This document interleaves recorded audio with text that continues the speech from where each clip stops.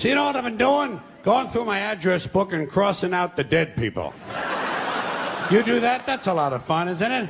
Gives you a good feeling. Kind of gives you a feeling of power. A superiority to have outlasted another old friend. But you can't do it too soon, you know? You can't do it too soon. You can't come running home from the funeral and get the book out, you know, and be looking through the book. You can't do that. A little time has to pass. You have to let a little time go by. I have a rule of thumb, 6 weeks. If you're a friend of mine and you're in my book and you die, I leave you alone for an extra 6 weeks. 6 extra weeks in the book on the house, it's on me.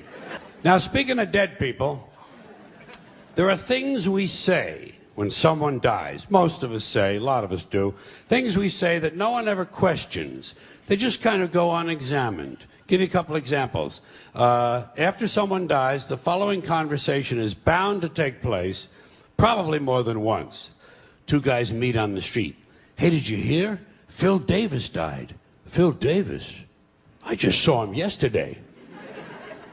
Yeah. Didn't help. He died anyway. Apparently, the simple act of your seeing him did not slow his cancer down.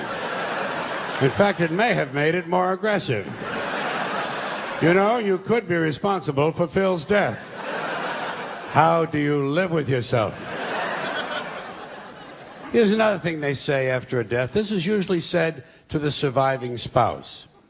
Listen, if there's anything I can do, anything at all, please don't hesitate to ask. What are you going to do, a resurrection? This ain't the fucking New Testament, you know. You know what you tell a guy like that who wants to help? Oh, fine, why don't you come over this weekend? You can paint the garage. Bring your plunger. The upstairs toilet overflowed and there's shit all over the floor up there. Do you drive a tractor? Good, that'll come in handy. The North 40 needs a lot of attention.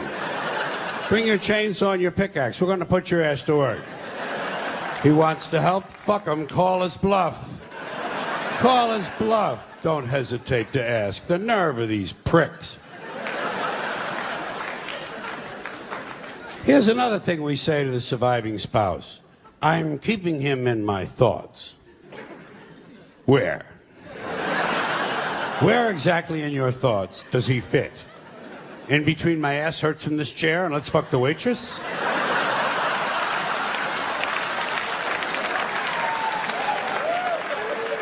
What are your priorities?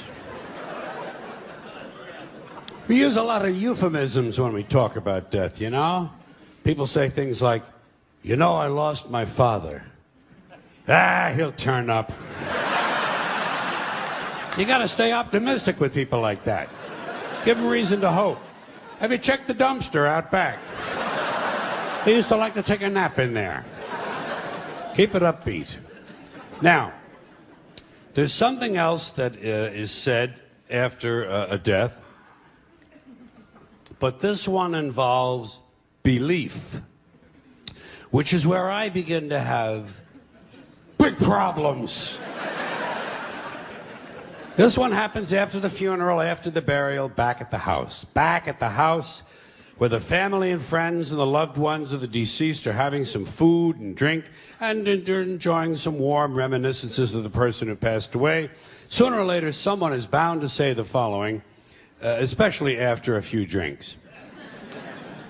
You know, I think he's up there now, smiling down at us. And I think he's pleased.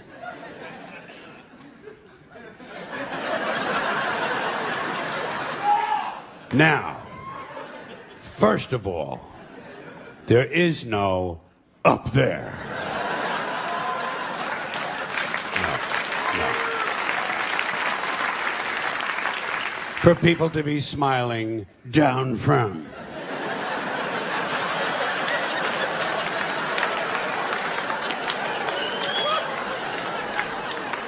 It's poetic, it's quaint, and I guess for superstitious people it provides a little comfort, but it doesn't exist. But if it did, and if someone did somehow survive death in a non-physical form, I personally think he'd be far too busy with other celestial activities than to be standing around paradise smiling down.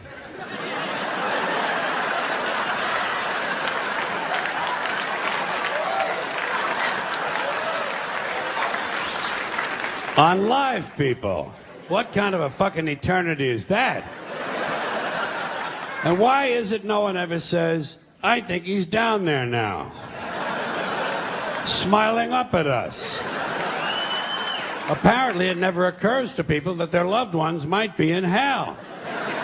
Your parents could be in hell right now. Your parents in hell, your father for sure. Oh shit, hell is full of dads. Full of dads. Even the ones who took you to the ball game. Just for beating the shit out of you once too often. And fucking the neighbor lady. And fucking the neighbor dog. And who knows, maybe even fucking the UPS man. We'll never know what mischief Dad was up to. Parents in heaven. Parents in hell, excuse me. Kind of gives me a nice feeling, you know? Grandparents in hell. Picture that. Picture your grandmother in hell. Baking pies without an oven. And if someone were in hell, I doubt very seriously he'd be smiling. I think he's down there now, screaming up at us. And I think he's in severe pain. Now, speaking of dead people in heaven, there are some people who not only believe that their dead parents in heaven can see them. Okay? Okay. They honestly believe that their dead parents in heaven can help them. You've heard these people, I'm sure. They honestly somehow believe that their dead parents in heaven can intercede with God on their behalf to gain favors for the living. I come from a Catholic home. I heard this shit. They sit there in the chair with the fucking rosary and they look at you like this, you know, and they say, oh, my dad was looking out for me. He was looking out. I don't know how he got me out of that jam, but he got me out. Oh, my mom was in surgery with me. She was in, I could feel her presence in there. Yeah. Fine. Like the people who die have nothing better to do than to run the heavenly branch of the Make-A-Wish Foundation. Now,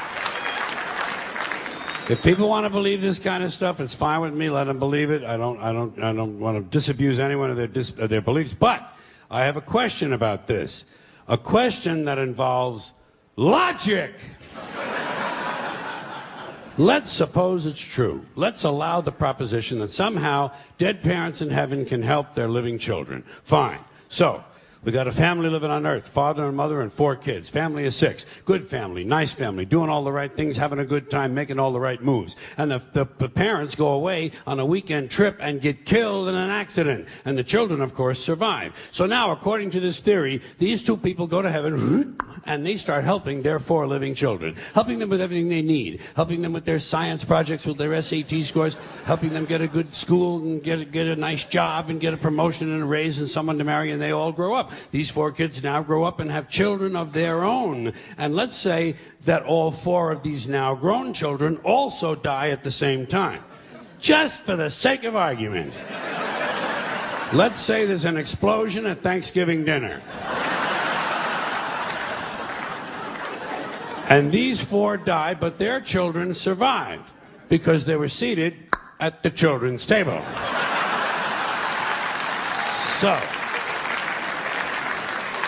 So now, according to the theory, these 4 go to heaven and they start helping their living children. But what happens to the original 2? What happens to the grandparents? Do they just go off duty now? What do? Is there a retirement program up there? Are there some activities for these people? Shuffleboard, pinball, online poker? There must be something they can do. Or do they have to remain on duty indefinitely? Do they have to keep on helping their living descendants forever and ever and ever? Is that what heaven's all about, helping the living? When do you get to just lie back on a cloud and take a fucking harp lesson? You know what I mean?